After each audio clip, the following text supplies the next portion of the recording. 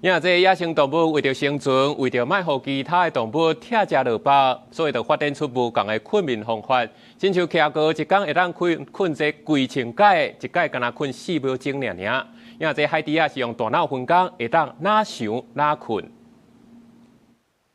只要有大脑的动物，拢需要休困，连水母这款无大脑的生物，嘛是需要休困的。We are sleeping in a safe place usually, and we forget, I think, about the risk of sleeping.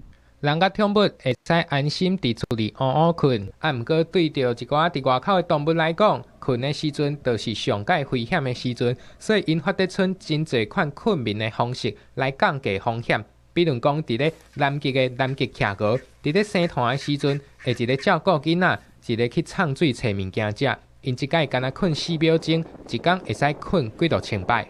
These little micro sleeps, 4 seconds at a time, add up to 11 hours a day. And that seems to be enough to keep busy penguin parents going as they watch over their nests during the hectic breeding season. So nature has evolved ways to make shut-eye possible even in the most precarious situations. 科学家过去是透过动物目睭刻刻来推算困眠的时间。这几年使用微型脑波感测器，知影更较侪秘密。若像偏海霸是会使一边生烟壳啊，一边困，藏到上百公尺深安全的所在，醒起来才阁浮起来海面。这是动物界上界安全的困眠方式之一。